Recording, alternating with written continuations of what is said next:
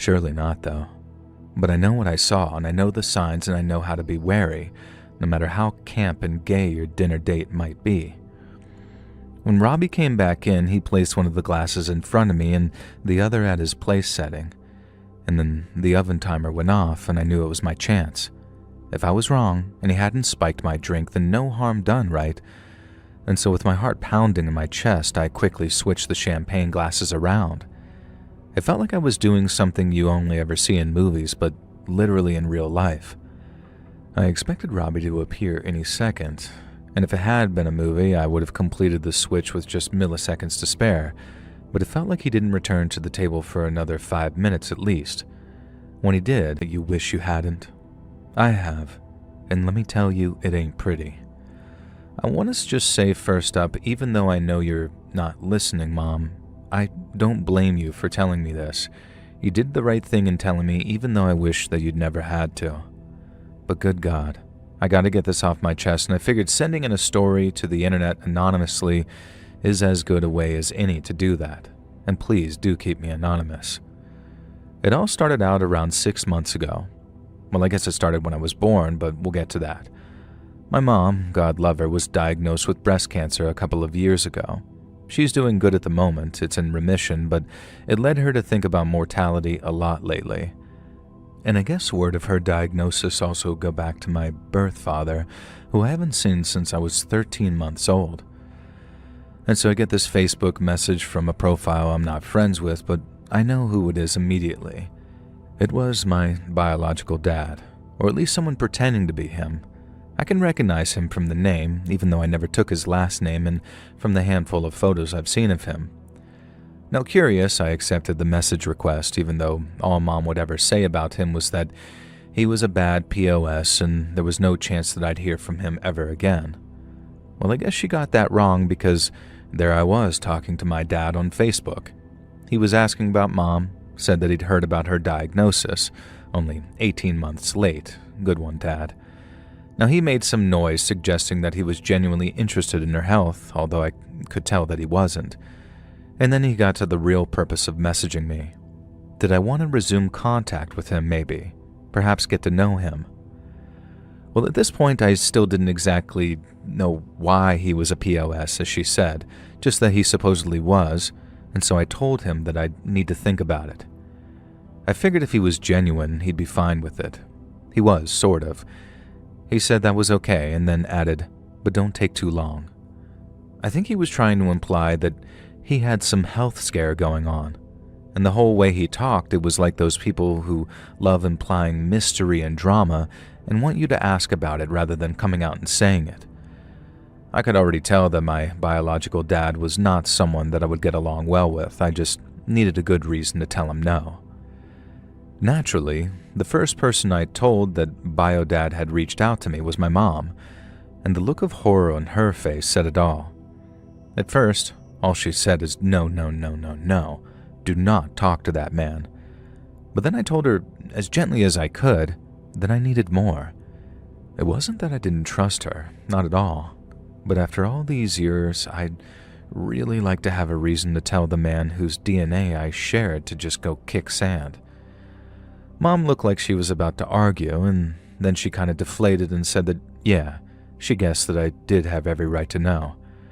And it's not like I was a little boy now. I was a grown man who was about to start a family of his own, and it was probably for the best if I knew why my biological father was just a piece of crap. And so the short version, he was going to kill me when I was just a year old. Now the slightly longer version, because that's not very satisfying, my bio-dad was a player. He slept around and never intended to settle down. Mom was young when she hooked up with him, and in her words, it was foolish and naive, and bio-dad, being the kind of man that he was, didn't use protection and relied on Mom to take the morning after pill. She did, but it didn't work, and thus, I was conceived. My biological father swore that he'd do right by her, and before I was born, they were married. And at first, things seemed like they were going to go just fine. Dad seemed to settle down as a person, and I was born a healthy baby boy, exactly 7 pounds, and an easy delivery. It took 6 months for Dad to go back to his old ways. According to him, he just couldn't help it. He needed more than one woman, but he still wanted to stay married to Mom and be a father to me. She just kinda had to compromise by letting him be the free spirit he was born to be, I suppose. No, obviously, she said no, and after a few months of Bio-Dad giving monogamy a half-assed try, Mom caught him with another woman yet again and threw him out. The next part, she wouldn't really tell me the details, only that she was forced to stay with her brothers after discovering that Dad had a plan in place to kidnap and kill me as revenge for being thrown out. Supposedly his plan was foolproof, and he'd never even be suspected of the crime. But considering Mom somehow found out, then I imagine he would have been busted within minutes. It scared Mom enough, though, that she took me and hid out with her brothers, who apparently would have beaten him within an inch of his life if he'd come even close to me, and I'm very glad that he never did. As an epilogue, I blocked him on Facebook that same day, and I've never heard from him again.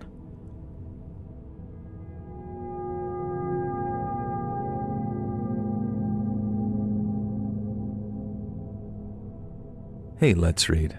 First, let me just say you're my favorite creepy story narrator by far. You might recognize me from the comments section, so I won't say exactly who I am, but I comment on quite a few videos, and I always remember thinking, I hope I never have a reason to write into Joel about myself. Well, about 4 months ago, I had a reason, and that reason was someone named Robbie. I work as a barista at a big chain coffee shop, and I've been with the company for a few years, but only started working at the store that I'm at now around 6 months ago, and that's when I met Robbie. Robbie was kind of a stereotype, really, and the type of dude who might make you roll your eyes a bit. He was quite vocally feminist, claimed to dabble with communism, and had a trust fund but worked as a barista to keep himself busy, quote-unquote. However, he was also very flamboyantly campy, and he pulled off the stereotype with a wink and a smile that couldn't help but make you laugh along with him. And within 2 days of knowing him, he was asking me for advice on how he should propose to his boyfriend. He also had the nickname RoboCop, ironically, because he was the least strict shift manager you'd ever meet. I just found a lot to like about him despite certain aspects that would normally not be my kind of person. Now, we worked together for 2 months and became fast friends. Robbie, myself, and a few of the other baristas started going out for drinks together most weekends, and I even joined their little D&D group. I know. Now, I won't bore you by talking about my character. I never thought that I'd be a TTRPG gal, but I could talk about my orc barbarian pole dancer for days. Now, I met Robbie's boyfriend, Dan, and it was pretty clear that the two of them were truly in love. He wasn't there often, but occasionally he'd join us for drinks at our favorite bar, and when he did, he and Robbie couldn't be parted with a crowbar. Now, the only slightly weird thing was how often Dan would refer to Robbie as devilish and one to keep an eye on. Apparently, Robbie would sweep you off your feet in a heartbeat, although I didn't think that I had anything to worry about with, having girl parts and whatnot, and Robbie being very much into the other type. On top of bragging about what an irresistible guy his boyfriend was, Daniel also made it clear that Robbie was supposedly the world's best cook. One night when we were all out for cocktails, he made Robbie promise to invite me over to dinner sometime soon, and I was only too happy to oblige. I assumed it would be one of those things where promises get made and never followed up on, but the next Tuesday at work, on our next shift together, Robbie issued me a dinner invite for that following Saturday. It would be me, him, and Dan, he said. And I said I'd love to, and Robbie told me to make sure that I dressed sexily, and then tipped me a little cheeky grin, showing off his expensively whitened teeth. Again, creepy from some guys, but funny and cute coming from an openly gay guy like Robbie, I thought. I showed up at the given address just after 8 p.m., a little fashionably late, really, but Robbie greeted me with a hug and air kisses and apologized for the absence of Dan. He was a legal secretary and had been called into work last minute to deal with some major client crisis, apparently. However, hopefully he'd show up in time for dessert, which was to be, according to Robbie, a divine pavlova. Robbie took my coat and showed me around the apartment. It wasn't quite what I'd expected. I think I'd been assuming that he lived in this really bougie, fashionable place. Instead, it was kind of messy, like student digs, and he hadn't really tidied up in preparation for my arrival. But why should he, I guess? If this is how he lived, with Bang energy cans lying around and an Xbox on the coffee table, then let your bro flag fly, really. Now, he had, however, made a real effort with the dining table. The kitchen, dining, and living room were all open plan, and the area with the dining table looked like it belonged to a different apartment. Curtains down to the floor open onto a balcony showing off the famous skyline of the city that I live in. Candles flickered on a beautifully laid out table. There were 2 place settings at either end of the table. Robbie guided me to that seat facing away from the kitchen and pulled out my chair with a flourish after taking my coat. He told me that the food would be ready in minutes and he just had to grab it from the oven. Now, he also told me to be sure not to look so I didn't spoil the surprise of the menu. I sat at the table and waited, listening to the clattery of dishes behind me. Now, as the impatient person I am, I pulled out my phone and realized that I wasn't getting any coverage in that apartment. I turned in my seat to ask Robbie for the Wi-Fi password, and that's when I saw it. He'd poured 2 glasses of champagne, and it very clearly looked like he was sprinkling something into one of the glasses. Surely not, though. But I know what I saw, and I know the signs, and I know how to be wary, no matter how camp and gay your dinner date might be. When Robbie came back in, he placed one of the glasses in front of me and the other at his place setting. And then the oven timer went off, and I knew it was my chance. If I was wrong, and he hadn't spiked my drink, then no harm done, right? And so with my heart pounding in my chest, I quickly switched the champagne glasses around. It felt like I was doing something you only ever see in movies, but literally in real life. I expected Robbie to appear any second, and if it had been a movie, I would have completed the switch with just milliseconds to spare, but it felt like he didn't return to the table for another 5 minutes at least. When he did, the dish on offer was a decent-looking mac and cheese. Okay, so maybe he and Dan over-exaggerated Robbie's culinary skills a bit. It did look like a good mac and cheese in fairness, and it's hard to get mac and cheese wrong, really. Now, I was a bit wary about eating any of his food, though. If he had spiked my drink, but then he served up his own portion of mac and cheese, and I realized he obviously wasn't going to drug himself. I also found it very amusingly Robbie-like that he served up his own food before offering me mine. It looked like I was going to be helping myself, so I did just that. Robbie kept encouraging me to try the champagne because it was a particularly great one, and so I took a casual sip. He did the same and then took a bigger sip, and he matched me.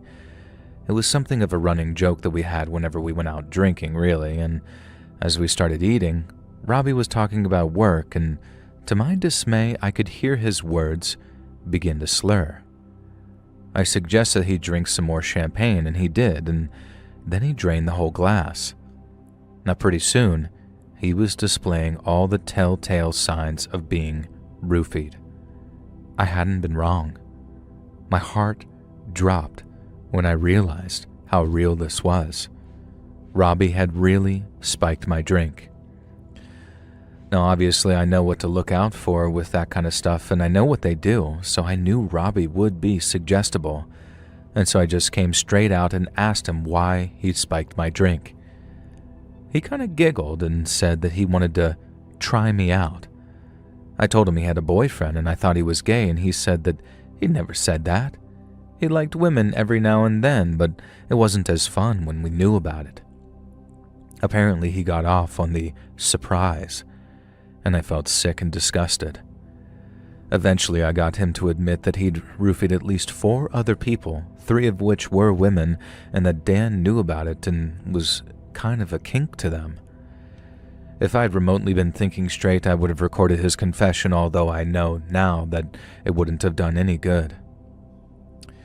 Finally, disgusted and terrified at Robbie's betrayal, I said that I was leaving. Robbie started laughing and saying that he missed me already, and then passed out face first into his plate of mac and cheese. I left him snoring in that sauce and went straight to the nearest police station.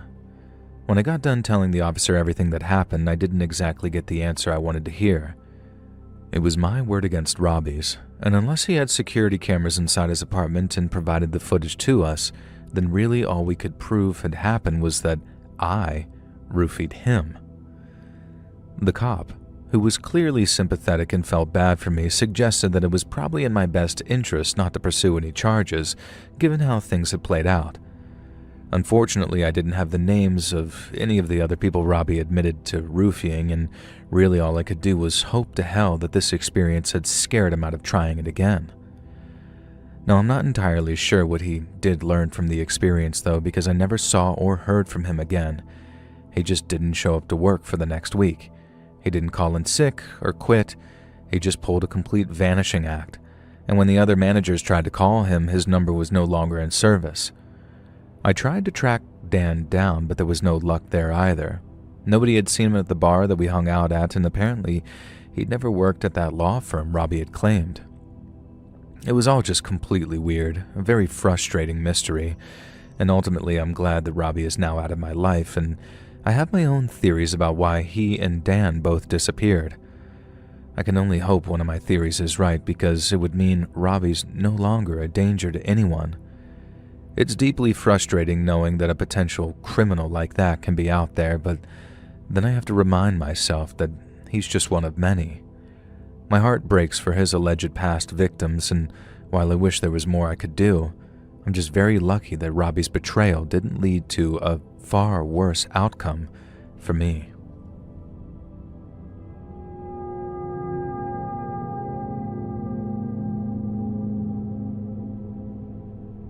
I've watched nearly all of your videos, and recently I've been hanging out in your live streams, and from what I can tell, you're a bit of a gamer.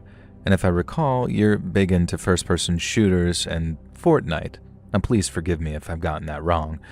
But the point is, I'm sure you're familiar with and have probably played Halo Combat Evolved. I played through the first game with my friend Kieran when we were just little kids. I was lucky enough to get an Xbox at launch, and then when Halo 2 came out, we played it together in co-op as well. And Halo 3, same story, ODST, co-op with Kieran. Halo Reach, you better believe we played it. And then Halo 4 came out, and it was the start of our senior year.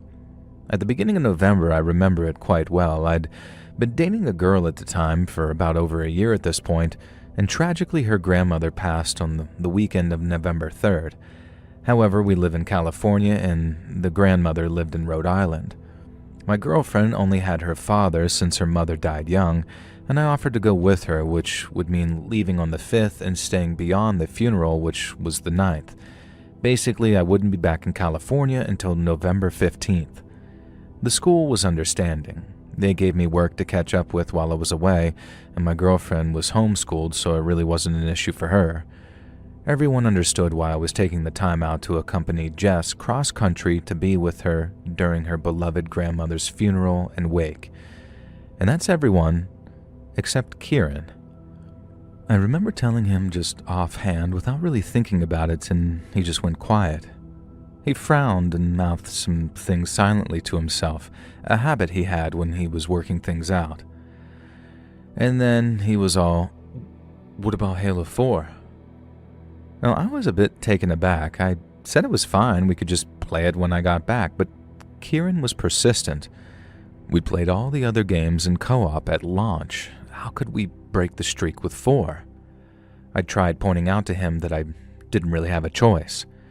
I explained that my girlfriend's beloved grandmother had literally died and she needed someone with her for the following events. Now, at first I thought Kieran was joking because of how mad he got. But no, he was serious. He was genuinely accusing me of putting Jess before our friendship. And he even used the phrase bros before hoes at one point. And no matter how much I tried to explain to him that this was just a video game and the death of a loved one was a little more important, he wasn't having any of it. Now, it ended with him throwing my Xbox 360 pad to the floor and breaking it into pieces and then storming out of my house. I was taken aback. I tried calling and texting him in the 2 weeks before we left for Rhode Island, but he either left me on read or hung up on me. Now, I have no choice but to try and put Kieran to the back of my mind and spend all my time emotionally supporting Jess. It was a beautiful service, and Jess had a huge family. They were all welcoming and made me feel like one of them, and I soon forgot about my lunatic friend, and by the end of the trip, I felt like I'd genuinely known Grandma and genuinely felt a sense of emotion for her. I'd left my car in Jess's driveway, so when we finally returned home, we all said our goodbyes. Exhausted, emotional, and even more convinced that Jess was the one, I drove home. Immediately, I could see something was wrong. The front window was smashed in, and the door was covered in a certain piece of phallic graffiti. Inside, the place had been trashed. Just everything had been broken. The TV, my Xbox, my PlayStation 3. Someone had taken a knife to the couch and cut it into pieces. Most of the rest of the room were untouched, and then I went into my bedroom. All my posters had been slashed up. My smaller TV was smashed on the floor, but the worst was the bed. It was covered in both urine and feces and had clearly been that way for a few days. Thankfully, my parents' room was locked. They were away for an extended period of time on some cruise, hence why the house was free to be vandalized. I guess none of the neighbors, who were mostly probably junkies honestly, had thought to alert us or call the cops when they'd seen the broken window or the graffiti junk. I called the cops and then immediately started asking around the neighborhood. Nobody had seen anything, and then finally, I hit upon a stroke of luck. My elderly neighbor across the street had a security camera. Now, this was 2012, so they were hardly sophisticated back then, but I was able to see the footage, and there was no way of identifying the guy breaking in. He wore a mask and a hoodie. But I knew. I knew the walk, their gait, the slight limp from a skateboard accident, the nervous way he'd dart around. It was obviously my friend Kieran. I told the cops my theory, and of course Kieran had some alibi. Surprisingly, he had other friends, and they claimed that he was with them that night. But I knew it was him.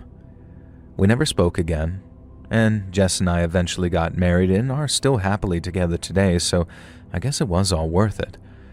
But ultimately, my friend since elementary school was enough of a terrifying psycho to destroy my entire living room, piss all over my bed, and worse, because I couldn't play Halo with him on launch day. Thankfully, my family had home insurance and a lot of costs were covered, but I still had to pay a bunch of money out that I couldn't afford. I stick to single-player games these days or couch co-op with Jess. I think it's easier to understand why. Anytime any of my online buddies ask if I want to game with them, I just tell them that I'm not really into video games, and I never played Halo since.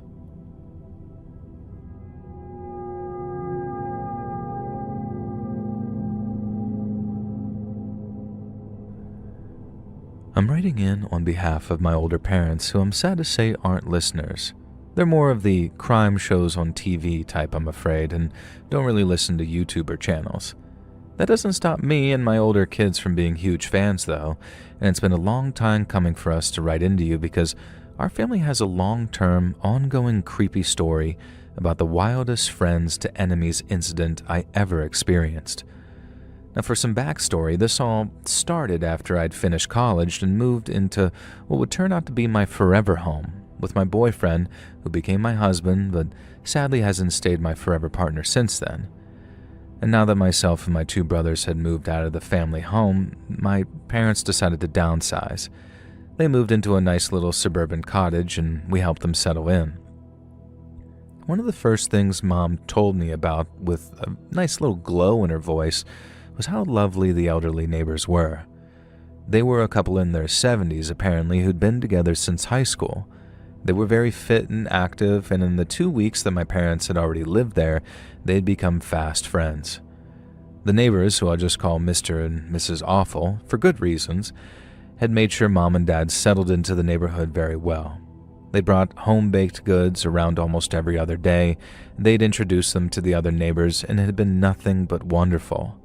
Their son worked as the owner of a fresh fish distribution company for the local market, so the family was decently well off. Mom and Dad didn't have a huge amount of friends. They'd both been extremely career-focused until they retired, My brothers and I all agreed that it was great to see them socializing some, and Mr. and Mrs. Awful seemed like the perfect neighbors. What could possibly go wrong? Well, oh my God, the answer is everything. Hate is a strong word, and I don't think I've ever actually hated anyone before, but hand on my heart, I hate Mr. and Mrs. Awful. They seem like such a sweet, lovely couple too, and the first time I met them, it was like I had a new set of grandparents. It all started to go wrong when my parents first went on vacation. They've been living at the new property for a few months, but this post-retirement vacation was something they'd had booked for years. They probably wouldn't have gone on vacation so soon after moving into a new house, but it was a cruise and a once-in-a-lifetime type thing. Unfortunately, the plan had been for my brother to house sit for them, to look after the cats, and everything fell through. I forget exactly why, something to do with him getting sudden contract work, but it resulted in my parents scrambling trying to find someone to feed the cats during the 2 weeks they were away. I suggested that they ask the Awfuls, and of course, Mom loved that idea. The Awfuls were only too happy to agree to it.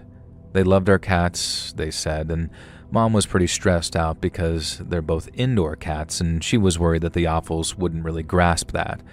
They seemed perfectly understanding of the concept of indoor cats, though, and in fact, they had an old cat until recently who lived entirely indoors. They'd make sure that the cats didn't get out and would spend a few hours a day with them even, which was perfect. Now anyway, before going away, my parents installed a couple of small security cameras in a few of the rooms. They weren't going to, but I kind of convinced them. They were worried that it felt like a betrayal to the Awfuls, but I convinced them that it's better to be safe than sorry. And besides, what if someone broke in or the cats did something insane? It's just better to install them and have them hidden but plugged in and connected to a laptop upstairs to record any movement. So my parents get back from vacation, and the cats seemed excited to see them, and so did the Awfuls. Everything seemed like it had gone so perfect, in fact, that my folks didn't even think about checking the security camera footage for a week or so. And in fact, I was the one who checked it when I dropped by for our regular Sunday lunch with the kids and then husband. While the rest of my family were playing some complicated board game and that I hated, I decided to go upstairs and just check the laptop to see if my setup had actually worked. But what I saw had left me speechless. The cameras weren't great quality or anything, and they only seemed to start recording occasionally. But what I saw across a few different cameras left me shocked. The Awfuls happily and recklessly just went digging through my parents' things. Talk about nosy. They went through drawers and cupboards, and some days they didn't even show up to feed the cats, and when they did, they were weirdly mean to them, kicking out at them and pushing them away constantly. And at one point, one of the cats escaped. Mr. Awful went running outside after her and came back in with the animal under his arm 5 minutes later. He violently threw her across the room. Thankfully, she jumped onto the couch and landed safely, and I could see him saying something angrily, and the cameras didn't have audio, sadly. I showed all of this to my parents, and they loved their cats as much as they loved their kids. They went storming over to the Awfuls, hammered on their door, and then waited for an answer. When it was answered, my dad just said that they'd watched security footage from their cat-sitting week, and that they'd appreciate it if the couple never spoke to or acknowledged them again. If we could leave it there, it would end there. And the elderly Mr. Awful replied with something like, "Your wife was always a C-word." Anyway, and slammed the door. We assumed that was it, and it was, for at least a month. And during that time, against my advice, my parents removed the security cameras because they were unsettling. And I strongly suggested that this was a bad idea given that the Awfuls could retaliate, but they're boomers, what do you expect? It really was unfortunate because one day my parents went out for a day trip with a local community center. When they came home, a side window had been slid open.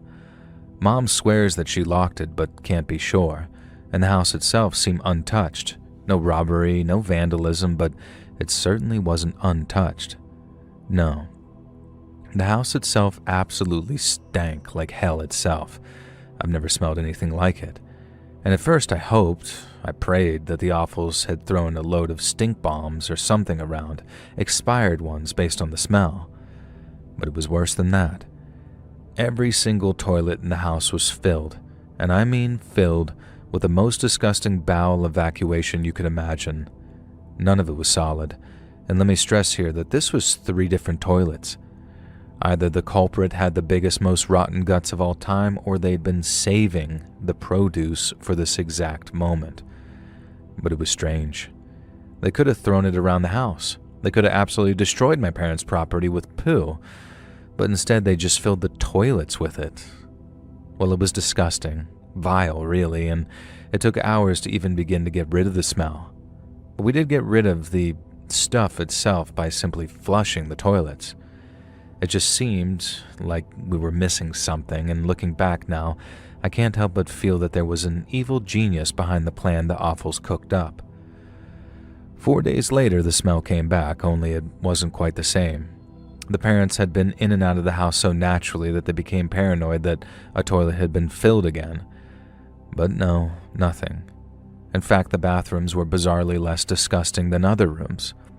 The living room was the worst, and then the kitchen, the utility room, and then the hallway, which almost seemed to have a smell which was hidden more than the others. And it just got worse and worse. One night, shortly after my husband had left, in fact to run away with his parents' soulmate, I received a phone call. It was my mom, begging to come stay with me. My home was miserable with the kids missing their dad, and I didn't think my parents joining us would actually be a good idea. I asked why, and she explained that they could no longer tolerate the smell. It was ruining their lives, and they wanted to move out of their perfect bungalow. And I kind of lost it. I said that was it. We were getting to the bottom of this, and we'd already had a guy to check out the drains, so it wasn't that. I knew the smell of dead rats or mice or raccoons, so it wasn't a dead rodent stuck somewhere else. This was almost fishy. And then it struck me. An old prank that one frat had played on a guy back in my college days.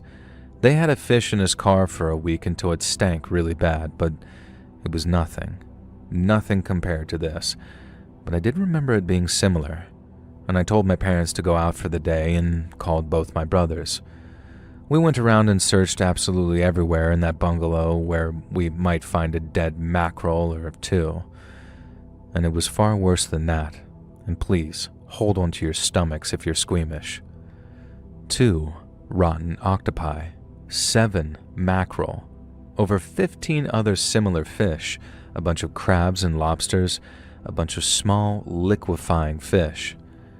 And the worst was when my brother opened the hatch to the loft and an entire rotting tuna fell onto him. If you've never seen the size of a tuna, Google it. And this thing was, I don't even want to describe it. So we bagged up all the fish, including as much of the liquid rot that we could find, and we took them out to the backyard. And then we did another search, and another. And then we filled the house with air spray and fresheners and all sorts of devices, and then we did another search. And by the time we were confident that we'd gotten everything, it was evening time, and we paid for a hotel for our parents that night, and they returned to their property the next day. Dad didn't even pause to think. He grabbed up the ultra-thick garbage bags of fish and stormed over to the Awfuls. If you recall, their son owned a goddamn fishery.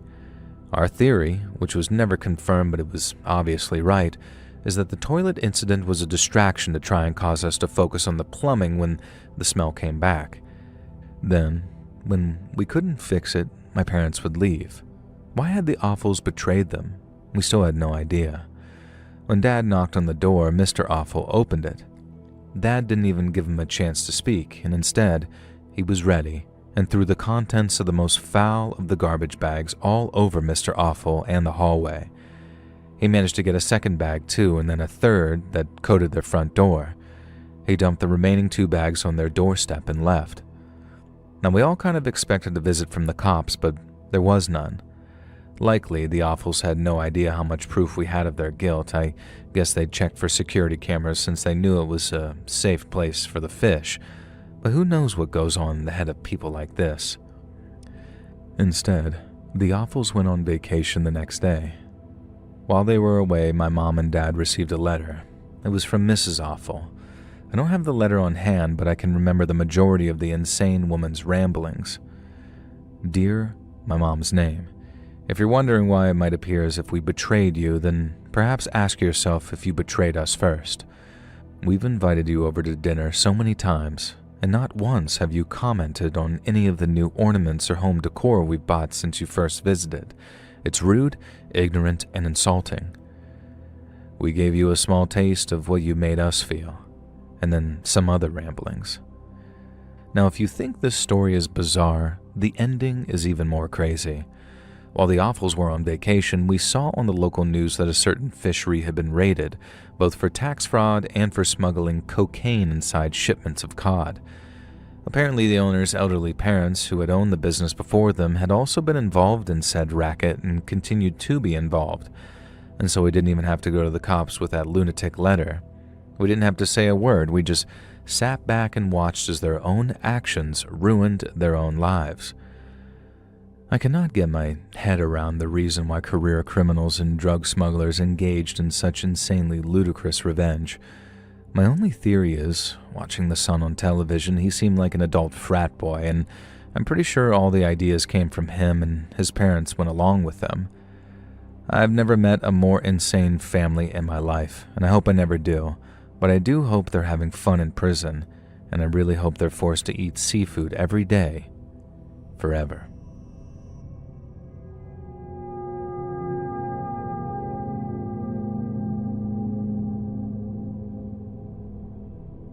This is kind of a sad story for me to tell, even years later. It just reminds me of the worst of the human condition, and I hate being reminded of that. I do believe humans are inherently good, and have done since I was an adult, but at the time of the story, I kind of thought most people were a-holes, honestly. And this is because of how I'd been treated from kindergarten to middle school. You see, I have a birthmark on my face, and I'll be honest, it's not the easiest one to look at for the average person. It's not one of those skin discoloration birthmarks, but it's a series of lumps and, I don't know, roughness. They look like acne scars, but they're not. They're part of my skin structure. I've had so many tests as a kid to see if it was something worse, but it really is just a facial feature that I was born with, and it covers most half of my face. Now, I've never met anyone else with something similar, at least anywhere near the size that mine is. And yeah, it's still there in my mid-30s. I don't want it removed now. I want people to have to face it, pun intended. Now, even since I can remember from a little kid, I've had people calling me freak and other horrible things when I was out in public. Complete strangers for the most part. They just decided to see a child and tell the child and his parents how repulsive he is and how he shouldn't be allowed out. Now, if you don't think this kind of thing happens, talk to anyone with a very visible deformity and you'll be shocked. I grew up used to it, and I don't want to imply that every person I met or every kid I encountered was a hostile piece of crap, but the fact is, most were perfectly lovely about everything. I had a group of friends in every year. I did notice that that group was shrinking as I got older and kids became more self-conscious and more aware of their own health and mortality, but it is what it is. At the beginning of summer break between grade 7 and 8, we moved to a different house and moved states as well. Part of me dreaded this because it was a whole new group of people to call me freak. At least when you heard it from the same knuckle-draggers every day, it became much easier to ignore. On the other hand, I was excited because my kid sister was excited, and if there was anyone in the world who was the most sympathetic and kind to me about my birthmark, it was her. We'd been moved in for a couple of weeks, and thankfully I was glad to be on summer vacation. Batman the Animated Series had become really big with kids my age, and I just knew that Two-Face was going to be one of the prime insults that I'd have to endure that year. Looking back, being called a crime lord Batman villain wouldn't have been too bad. Unfortunately, they picked Clayface instead, which wasn't quite as cool. I mostly played in the woods behind my house, either alone or occasionally with my sister. She was only 6 and couldn't go too far or play too hard, so I did most of my exploring alone. Now one day I stumbled on a group of 5 kids. Well, it turns out they were the same age as me, about to move up to 8th grade. 2 girls and 3 boys. They were clearly building some treehouse and had been friends for a long time. And I just stood there looking for a while, kind of daydreaming about making friends like these. And then one of the boys, the leader, noticed me, and I braced myself for a torrent of abuse. Instead, he told me to stop being such a weirdo and come hang out. Now, I did see him shoot the others this sort of warning look, like saying, anything in your dead meat, and that was it. And we spent the rest of the day building the treehouse. I was a pretty good architect at that age, having spent a lot of time building huts and treehouses by myself. By the time we all had to go home for dinner, I think we'd actually become pretty good friends. There was this kid named Freddie, he was the leader, and then there was Rob and Phil, who were brothers, and they were the boys, and then there was a very tall girl named Juliet, and oh my God, the most beautiful girl I'd ever seen, and her name was Grace. Now that night, I just stayed awake for hours, staring at some crack in the ceiling, daydreaming about the future friendship that we'd all have. Staring at that crack was one of the most beautiful experiences in my life. I understood then why people lay in bed staring at cracks in the ceilings and why so many ceilings had cracks. It was fate, imperfection, just like me. And then I jerked off and fell asleep. I met up with the gang most days that summer. We had so many amazing memories, riding shopping carts in the Walmart parking lot, drinking Slurpees outside the 7-Eleven, teaching each other martial arts. I was actually a black belt in Taekwondo, so I was able to show the others a few moves. Now, the first big event happened one day when the boys and Juliet had gone somewhere or other, and Grace sat next to me on the wall, on my birthmark side, and shuffled closer to me. I suddenly felt fingertips brushing my cheek and touching the bumps. I realized that was the first time anyone who wasn't a family member or medical professional had actually touched my birthmark. And then Grace planted a very gentle kiss on my cheek, jumped down off the wall, and sort of skipped off, and she didn't even look back.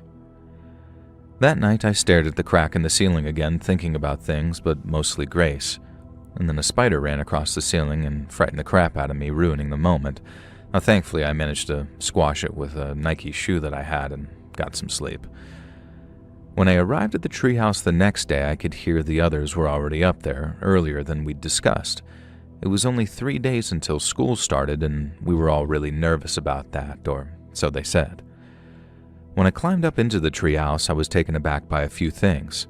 One, all my friends had nasty, cruel looks on their faces. Two, Grace was sitting extremely close to Freddie and was now holding hands with him. Freddie said something similar to, "Oh, look, it's the freak." And then it all came out.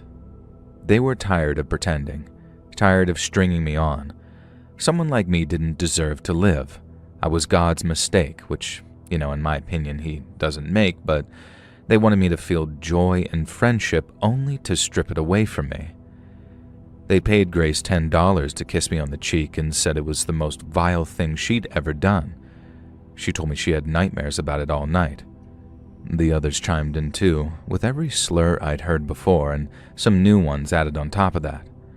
Rob actually was the first person to call me Clayface, and oh boy did he make sure that one stuck throughout 8th grade. Freddie and Grace told me that they were going to make my final year of middle school a living hell. They were pretty popular, and if they told everyone that I was some freak, then I guess I just was. They started listing off these rumors they'd planned to spread. I was so ugly the only way that I could get with a girl was to force myself on her. And my parents tried to put me up for adoption every year until I was 10. I was thrown out of 3 schools for being too gross, all sorts of stuff. And then before I could open my mouth and say anything, they told me that if I said a word of this, if I breathed a word of any of the bullying or reported it, then I wouldn't be the only member of my family to have a deformed face. Wouldn't it be interesting if my kid sister had a scar on the other side, they said. I said nothing, and instead they commanded me down from the treehouse, made me strip down to my boxers, and tied me to a nearby tree. And then they left. I didn't say a word, nothing. I didn't even call out for help because I genuinely wanted to just stay there and die. It took over 18 hours and a literal search party to find me. I just said some older guys had done it, some high school or college age, and I never once ratted on my fake friends or the 99% of that 8th grade who followed them in bullying me. I didn't have a much better time in high school. Now, college was better. People were less rude, but my self-hatred grew. And one day, in the dorm room kitchen, I tried to set the birthmark side of my face on fire because at least a burn scar might draw some sympathy.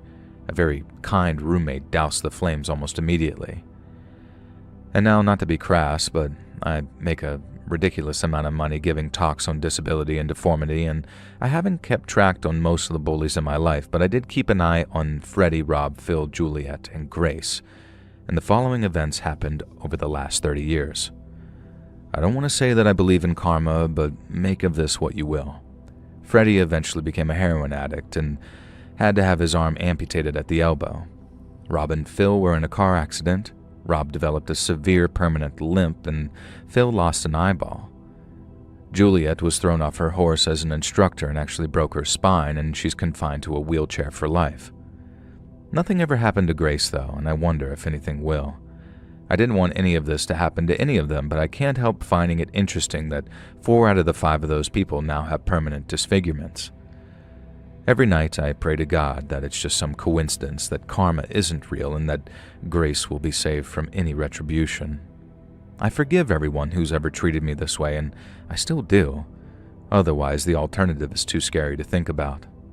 I don't think that I'd be Clayface. I don't think that I'd even be Two-Face. Honestly, if it ever came down to it, I'd probably be the Punisher.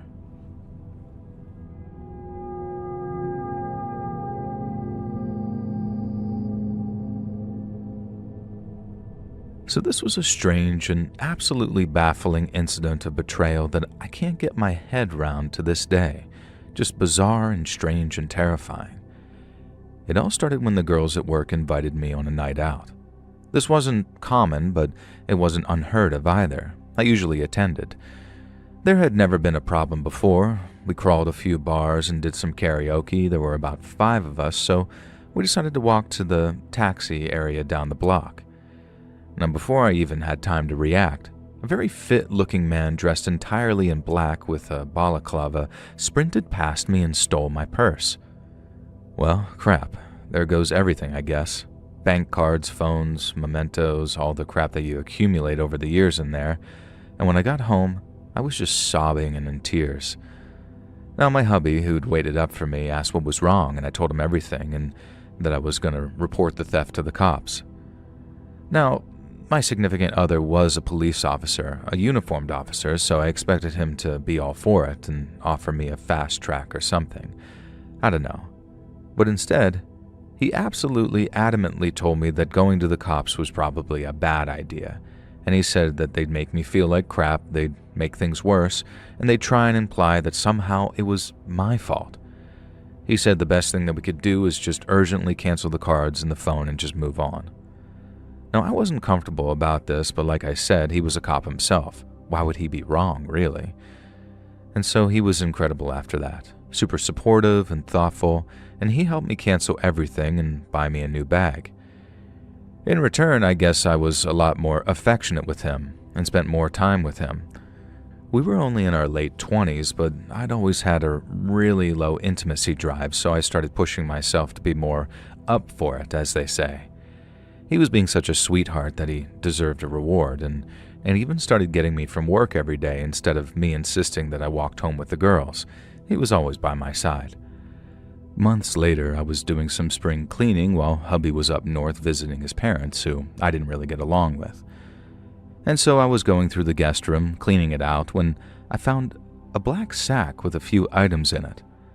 I didn't recognize most of them. They were just small keepsakes, like lockets or a Tamagotchi, a really weird collection. But then I found this old, folded photo in there. A photo of me and my deceased mom on vacation in Florida when I was 15. A photo that had been in my purse when it was snatched because I kept it sealed in a side compartment there. A photo my husband could only have if he had been the purse snatcher. Now, as soon as he got home, I confronted him. I expected him to deny it, but he just didn't. Instead, he asked, Couldn't I see that he'd done a good thing? We were much closer now, emotionally and physically. Our relationship was better. Yeah, thanks to a violent, deceptive betrayal, I thought. And then I asked him about the other items. Now, he stuttered for a moment and then claimed that he had to practice bag snatching a few times to make sure that he got mine right. Sure, buddy. And you had to practice keeping those keepsakes, too.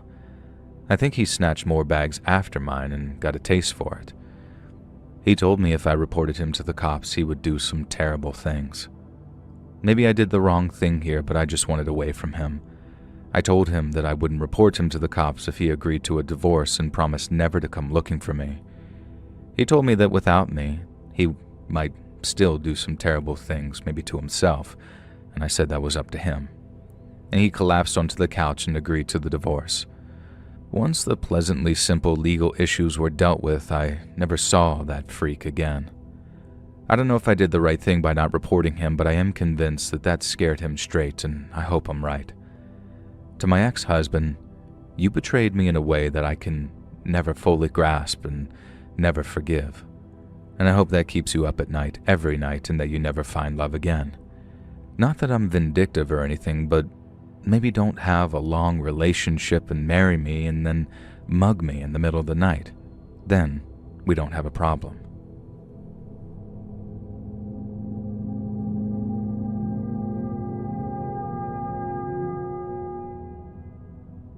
So I have a really messed up story about my grandmother, Clarice. So between the ages of 4 and 8, from what we can gather, her mother was poisoning her. My grandma was this sickly child, but back then, medical doctors weren't quite so competent and thorough, and so she was just given some nebulous medicine and was forced to grow up dealing with regular throwing up. She could barely keep food down. She was crazy weak and only attended school once a week, if that. She had some friends who tried their best to make her feel more cheerful. One of her friends, Betsy, dropped by unannounced one day. The front door was slightly open, and so she just kind of walked in because she was that kind of brazen girl. And there she saw great-grandmother preparing some soup over the stove. She dished out a bowl and then reached up into the cupboard for a box, and then using that box, she scattered a tiny amount of powder into the soup. Betsy recognized it right away because her dad had a barn. It was rat poison. Great-grandma was poisoning my poor grandmother. Betsy quickly snuck out of the house before anyone could see her, thank God. She told her parents exactly what she'd seen.